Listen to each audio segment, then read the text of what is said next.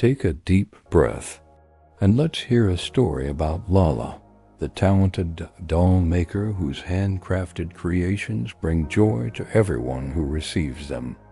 In the heart of a small coastal town, where mornings began with gentle sea breezes and the scent of salt water mixing with blooming jasmine, lived a woman named Lolla. With her gentle hands and bright, kind eyes that crinkled at the corners when she smiled, Lolla brought joy to everyone she met. Her silver-streaked dark hair was often tied back in a loose bun, wisps escaping to frame her face as she bent over her work with patient dedication. The little cottage where she lived and worked stood at the end of a winding path lined with wildflowers, its windows always open to welcome the sweet air and golden sunlight.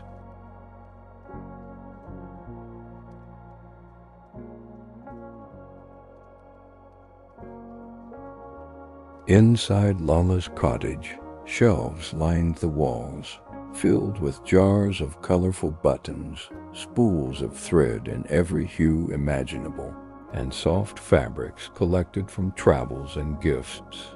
The wooden floors creaked pleasantly underfoot, telling stories of all who had visited over the years, while comfortable chairs invited guests to sit and chat as Lolla worked.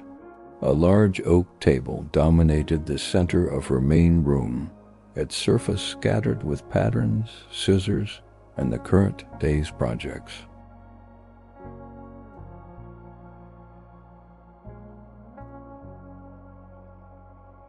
The gentle ticking of an old grandfather clock marked the peaceful passing of time, never rushing, always steady like Lolla's own heartbeat.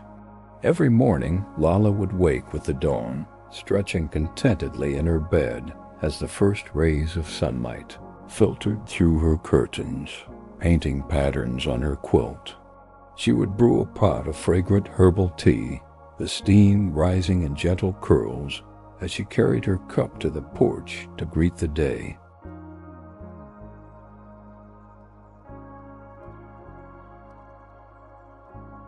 Birds would gather in the garden, their cheerful songs a perfect accompaniment to the start of another beautiful day. With a deep breath of fresh morning air filling her lungs, Lolla would feel gratitude wash over her for the simple pleasures awaiting her. The dolls Lolla created were not ordinary toys, but little works of art born from her imagination and brought to life through her skillful fingers.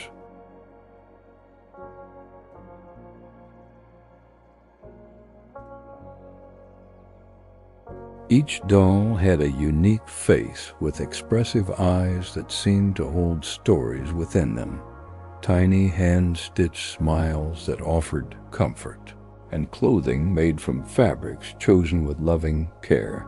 Some dolls wore miniature flower crowns made from dried blooms from Lolla's garden, while others carried tiny accessories like books or baskets. Lolla would often whisper little blessings as she sewed the final stitch, hoping that whoever received the doll would feel the love woven into every fiber. Twice a week, Lolla would gather a selection of her newest creations and walk to the town market, her basket swinging gently at her side as she greeted neighbors along the way. The market was a vibrant place where local artisans displayed their crafts beneath colorful awnings that fluttered in the breeze. The mingled aromas of fresh bread, spices, and flowers created an intoxicating atmosphere that awakened all the senses.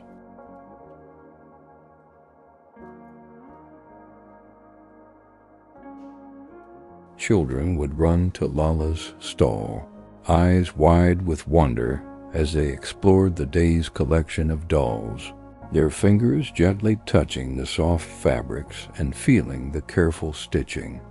Parents and grandparents would often stand back, watching with soft smiles as children selected their special doll, knowing that these were more than just toys. Lolla never rushed this process, understanding that the right doll would call to its person.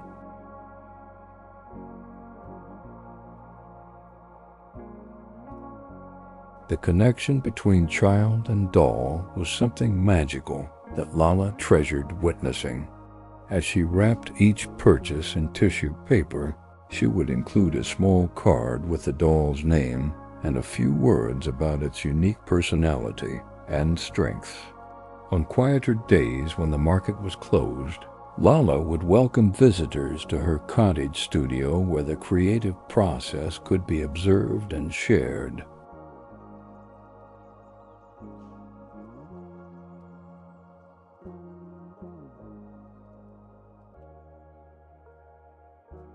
Children would sit cross-legged on cushions around her table, learning to make simple stitches with large wooden needles and colorful yarn. The sound of their laughter would fill the cottage as Lolla told stories about faraway places and magical creatures while guiding little hands in creating something beautiful. There was a special kind of peace in these moments, watching young minds connect with the ancient art of handcraft.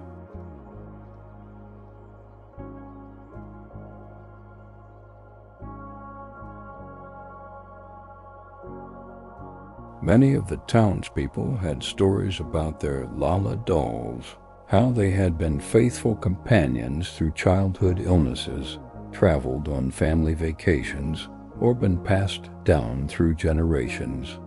Elderly residents would stop by with dolls in need of repair, the fabrics worn from decades of loving embrace. Lolla would carefully restore these treasured friends, sometimes adding a new dress or hat to mark the occasion.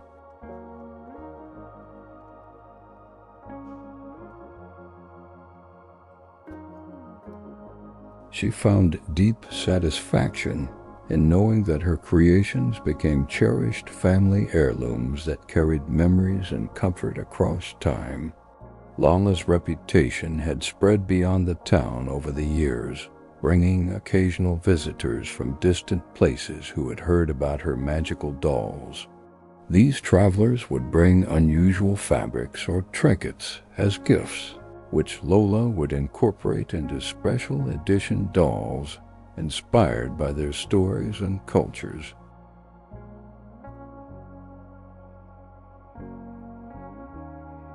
The exchange of gifts and stories created beautiful connections between Lolla and people from all walks of life. She kept a guest book filled with names and addresses, sometimes sending surprise doll packages to those who had touched her heart. The changing seasons influenced Lolla's creations, with spring dolls wearing flower-patterned dresses and summer dolls dressed for adventures.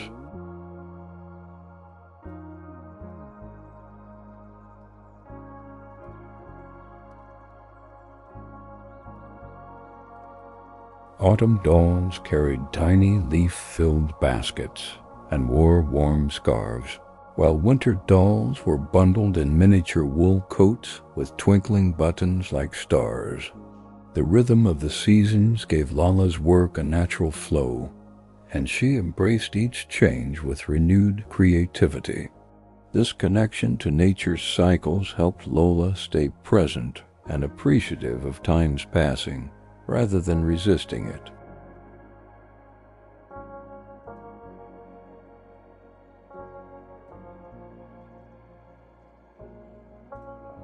In the evenings, when the light began to fade and cast long shadows through her windows, Lolla would light candles around her workspace, their warm glow creating a cocoon of comfort.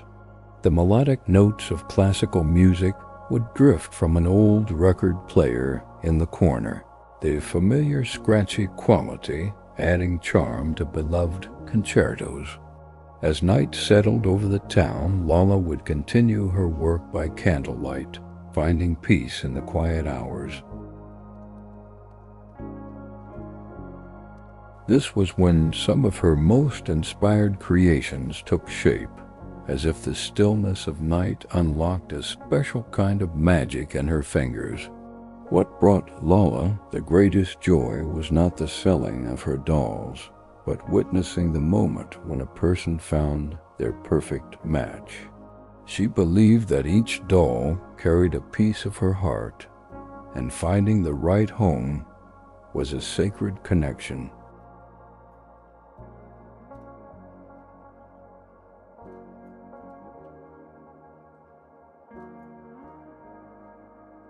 Children would often hug their new dolls close, whispering secrets into cloth ears within moments of choosing them.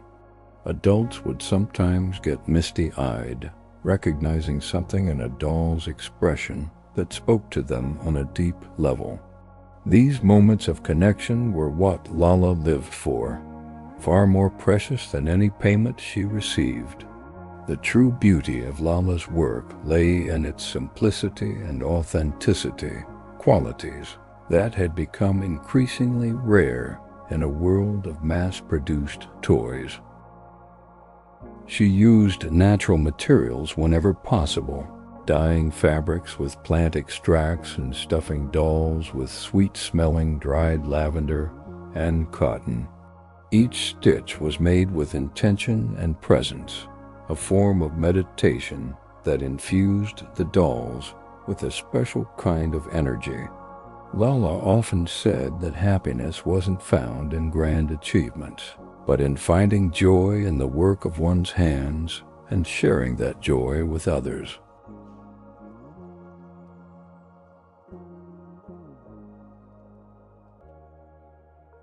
One unusually warm autumn day, as golden leaves drifted lazily from the trees outside her cottage, Lolla received an unexpected letter bearing an official-looking seal. The thick cream paper felt important between her fingers as she carefully broke the wax and unfolded the message. Her eyes widened as she read the elegant script inviting her to display her dolls at the National Crafts Exhibition in the capital city, an honor extended to only a select few artisans each year. The letter mentioned that a representative from the exhibition had purchased one of her dolls while passing through town and had been so enchanted that they had nominated her work for inclusion.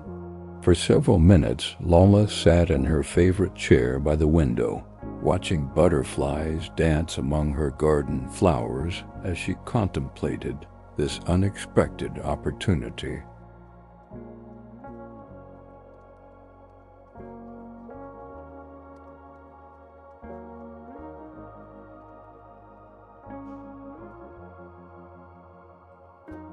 The exhibition would mean traveling far from her beloved cottage for the first time in many years, stepping into the bustling energy of the capital city with its tall buildings and crowds. A mixture of excitement and apprehension fluttered in her chest, like the wings of the butterflies outside. She closed her eyes and took several deep breaths, focusing on the familiar scents of her home: linseed oil, lavender, and sun-warmed wood, to center herself in the present moment. News of Lolla's invitation spread quickly through the small town, carried on the wind like dandelion seeds, touching everyone with a sense of shared pride. Neighbors began stopping by with congratulations and offers of help, from watching her cottage to assisting with preparations for the exhibition. The town's seamstress brought lengths of beautiful display fabric, while the carpenter offered to craft special cases for transporting the dolls safely. Children arrived with hand-picked wildflowers and drawings of their favorite Lolla dolls to inspire her new collection. As the weeks passed and the exhibition date drew nearer, Lolla's cottage became a hive of gentle activity filled with purpose and collaboration. Her work table, usually occupied by just her own projects, now hosted evening gatherings where friends helped with simple tasks while sharing stories and laughter.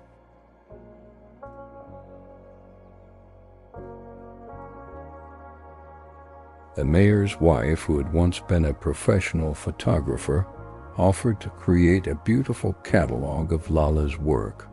The local baker ensured there were always fresh pastries and bread for these impromptu work parties, the sweet cinnamon scent mingling with the familiar smells of Lolla's craft supplies. For this special exhibition, Lolla decided to create a collection that would tell the story of her town and its people through her dolls.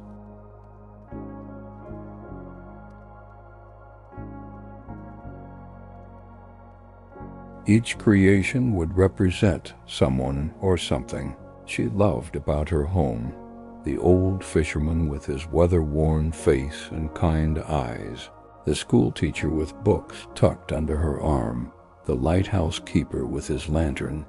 She worked longer hours than usual, but maintained her mindful approach, never rushing the process. Her fingers moved with practiced grace across fabrics and threads, each stitch a meditation on gratitude for the community that had supported her art for so many years. As Lolla worked, she found herself reflecting on her journey as an artisan, remembering the first doll she had ever made as a child from scraps of her mother's sewing basket.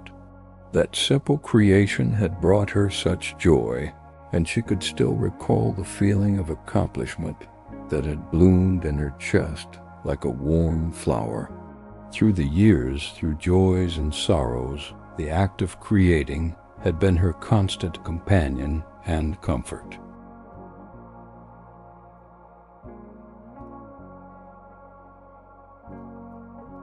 Now, as she prepared for this new chapter, she felt a deep sense of thankfulness for having discovered her passion so early in life.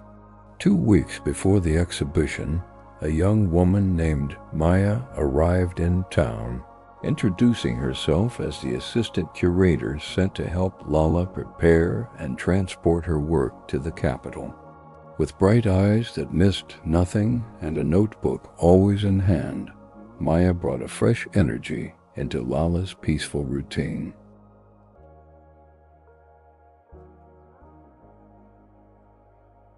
Though their approaches to life were quite different, Maya moving quickly and speaking rapidly of deadlines and marketing strategies, Lolla found herself enjoying the young woman's enthusiasm and modern perspectives. They developed an unexpected friendship as Maya slowed to Lolla's rhythms and came to appreciate the mindful attention to detail that made Lolla's work so special.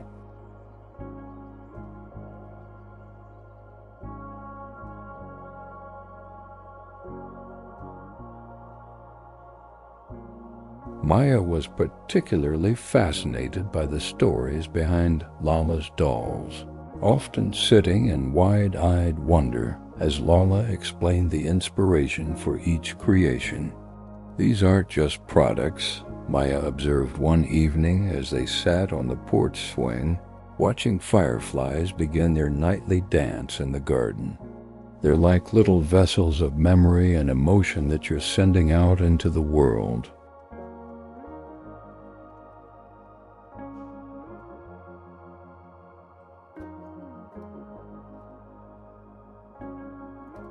Lolla smiled, touched by the young woman's understanding, and passed her a cup of chamomile tea that sent tendrils of sweet steam into the cooling evening air.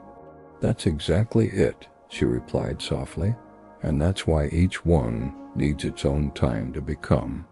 The night before their departure for the capital, Lolla found herself unable to sleep, her mind too full of thoughts about the journey ahead.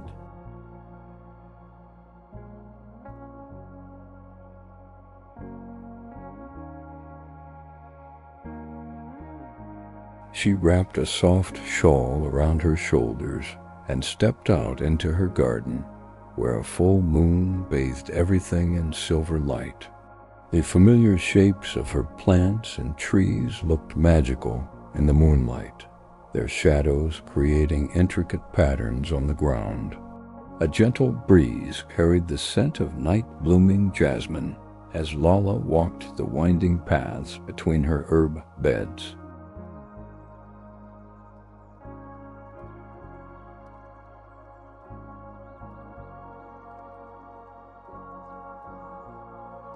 With each deep breath of the fragrant air, she felt her anxieties melting away, replaced by a calm certainty that all would unfold as it should.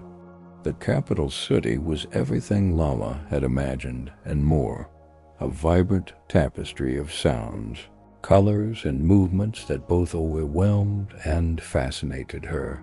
The exhibition hall was a grand building with marble columns and soaring ceilings, where artisans from across the country were setting up their displays.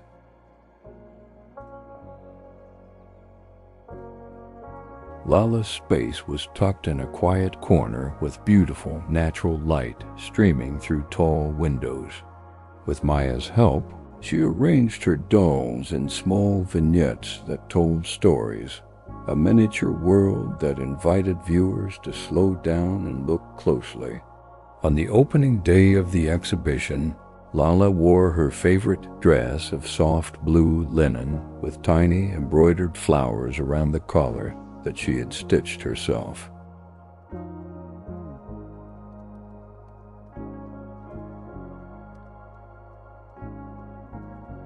She stood beside her display, hands clasped gently before her, watching as city dwellers moved from booth to booth. At first, the crowd passed her corner with just casual glances, drawn to flashier displays with modern designs. A quiet sadness began to settle in Lolla's heart, a worry that perhaps her simple dolls were too old-fashioned for this sophisticated audience.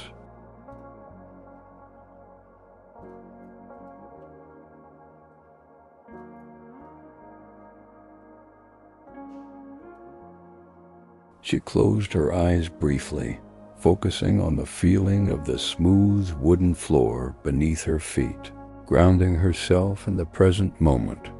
Then a small voice broke through Lolla's thoughts. "Look, Mama, they have faces like real people." A little girl with unruly curls had stopped before Lolla's display, her eyes wide with wonder as she pointed to the dolls.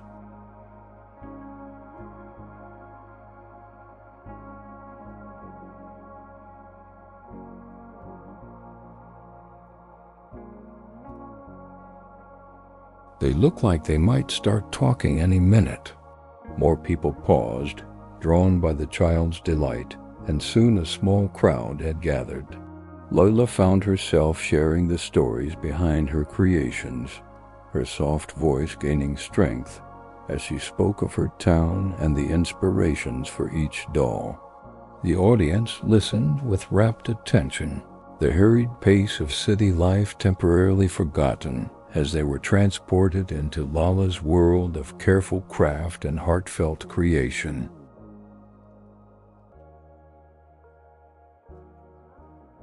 Among those who lingered at Lula's display was an elegant older woman who studied each doll with unusual attention, occasionally making notes in a small leather-bound book.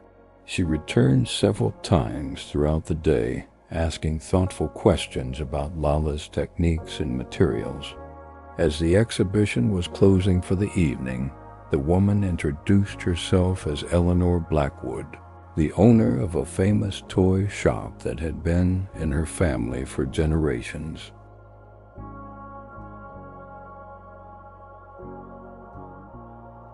"Your work has a soul that is rare in today's world," Eleanor said, her voice warm with appreciation. "Would you consider allowing my shop to carry a selection of your dolls? I believe there are many children and adults who would treasure them."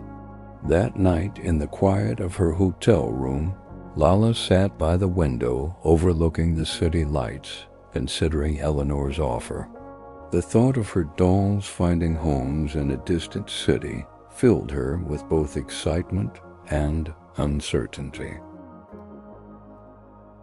Would she be able to maintain the quality and personal touch if she increased her production? Would the magic of her creations be diminished if she wasn't personally connecting with those who received them? As the city hummed below her window, so different from the peaceful night sounds of home, Lola closed her eyes and listened to her heart.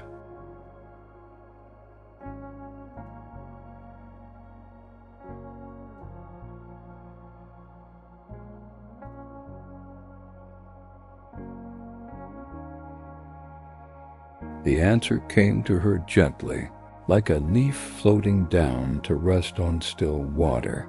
She would find a way to grow while staying true to the essence of her craft.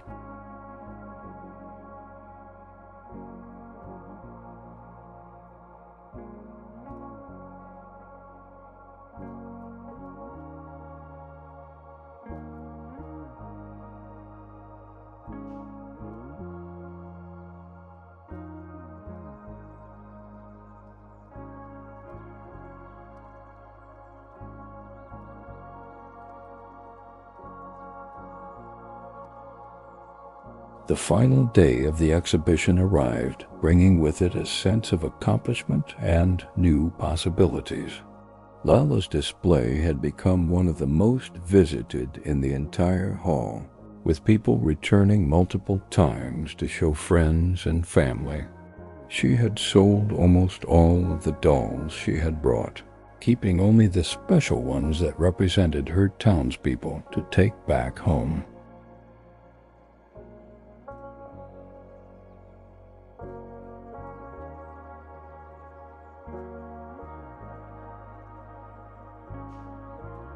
More importantly, she had made connections with fellow artisans and collectors who appreciated the heart she put into her work. As she carefully packed her remaining items, Lolla felt a deep sense of gratitude washing over her like warm sunshine, acknowledging how this experience had expanded her world while confirming the value of her artistic path. During her last meeting with Eleanor, they crafted an arrangement that honored Lolla's process while allowing her work to reach more people. Rather than mass-producing her dolls, Lolla would create seasonal collections in limited numbers, each doll still made entirely by her hands, with the same attention and care. Eleanor's shop would receive these collections 4 times a year, accompanied by Lolla's stories about their creation.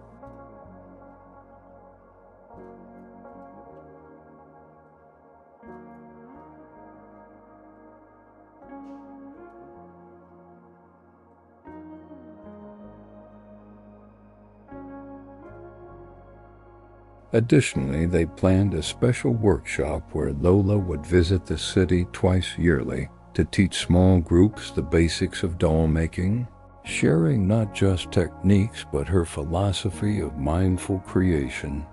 The journey home felt different from the trip to the city. Lolla's heart was full of new experiences and ideas, yet it beat with a steady rhythm of returning to where she belonged.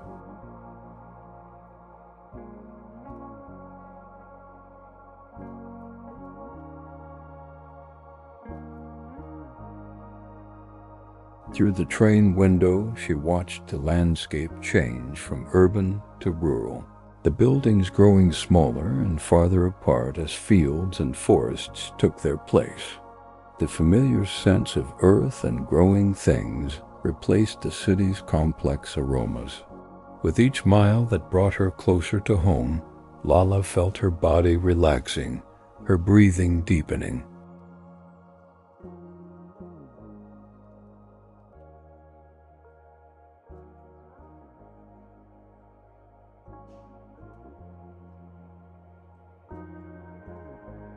Maya, who had become a dear friend, noticed the change and smiled knowingly.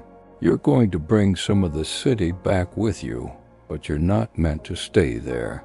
Word of Lolla's success had reached the town before she did, and as she stepped off the local bus at the village square, she was greeted by a small crowd of neighbors and friends holding handmade welcome signs.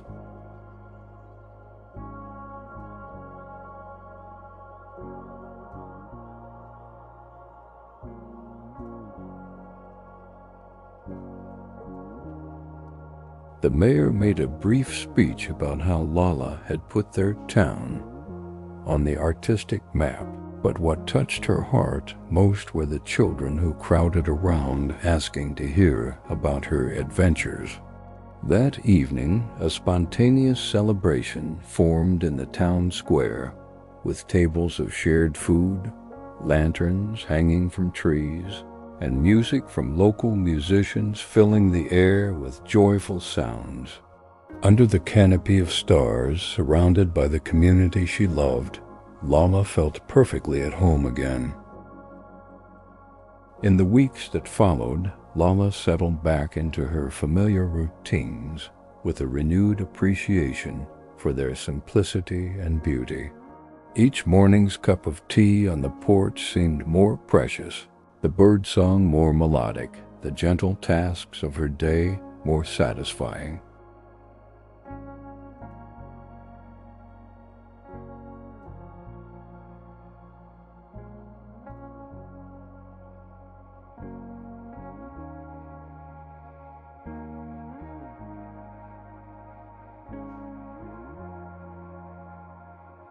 Yet subtle changes had taken root within her. She found herself experimenting with new techniques, learned from other artisans at the exhibition, incorporating elements that expanded her craft while maintaining its essential nature. Her cottage gained a new room, a bright space with large windows where she could host small workshops for local children and visitors interested in learning her craft.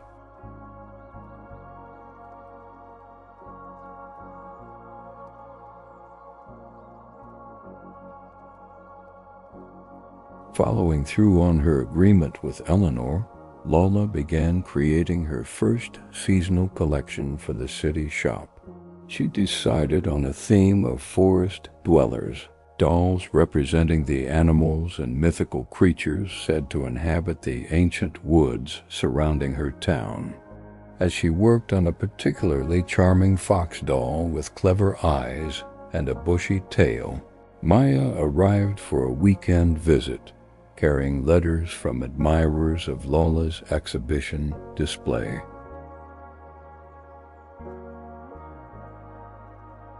The young woman had decided to write her graduate thesis on traditional crafts in the modern market. Inspired by her experience with Lolla, their friendship continued to grow across the distance, bridging their different worlds. Summer flowed into autumn, bringing cooler days and the warmth of wood smoke in the air as fireplaces were lit throughout the town.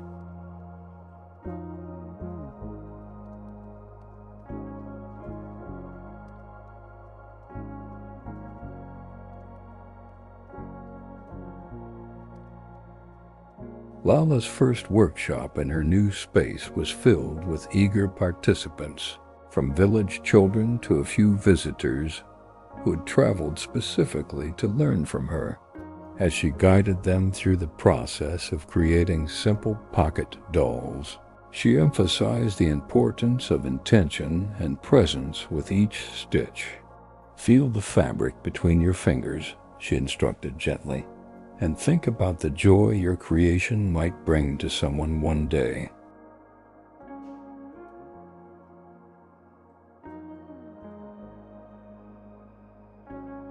The atmosphere in the room was one of peaceful concentration, punctuated by soft exclamations of delight as dolls began to take shape under novice hands. The first shipment to Eleanor's shop was a tremendous success. with all 20 dolls finding homes within days of their arrival. Eleanor sent a letter describing how customers had been enchanted by the small cards accompanying each doll, explaining its personality and the story behind its creation. "People are hungry for this kind of authenticity and connection," she wrote. "They can feel the difference between something made with love by human hands and something manufactured in quantity."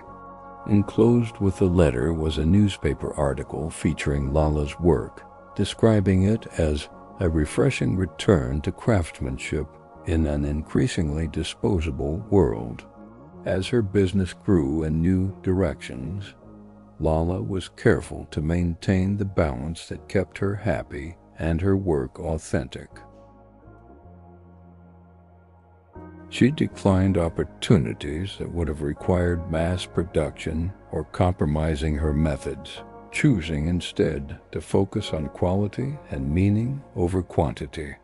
The rhythms of her days continued to follow the natural world, rising with the sun, working while light was best, resting when her body or mind needed renewal. This mindful approach to her craft and business became as much a part of her teaching as the technical skills she shared.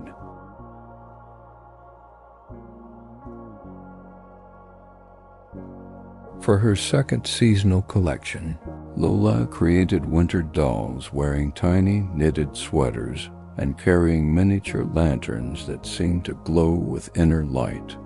She included dolls representing the townspeople preparing for winter, the baker with trays of holiday cookies, the postman delivering packages through snow, the librarian with books for cozy reading.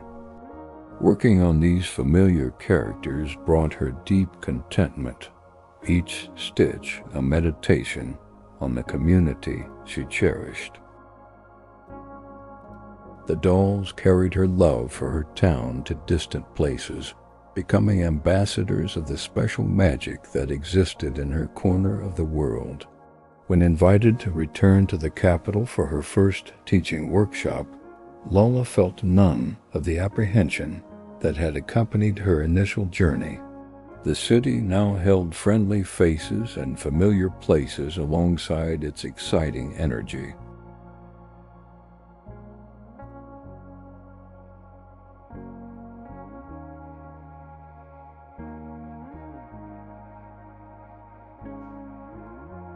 Her workshop at Eleanor's shop attracted an interesting mix of participants: fashion design students, RETIRED professionals seeking new hobbies, parents wanting to create something special for their children.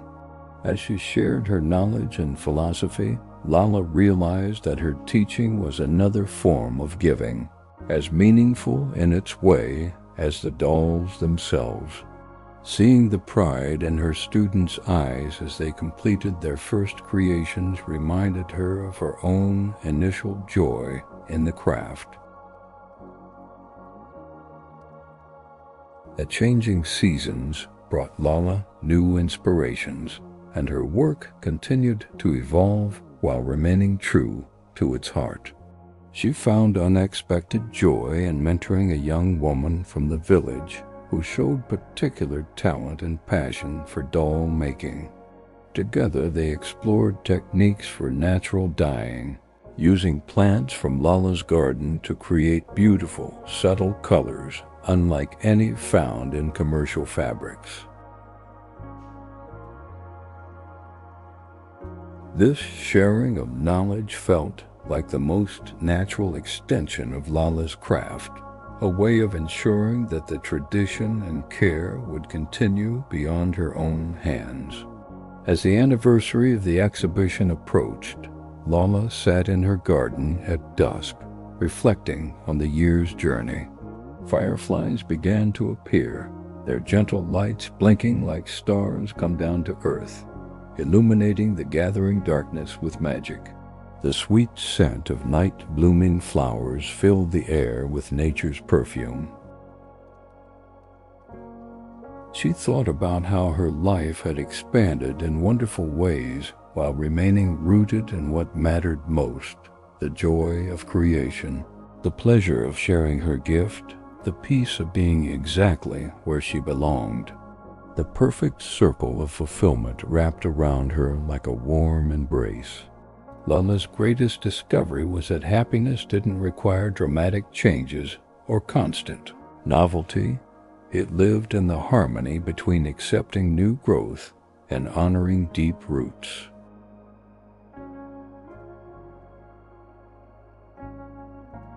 Each doll she created still received the same loving attention. Each stitch was still a moment of presence and peace. Her hands, slightly more weathered now but still nimble and skilled, continued their dance with needle and thread, fabric and stuffing. And each night as she closed her workroom door, she felt the same quiet satisfaction that had been her companion through all the years of her craft.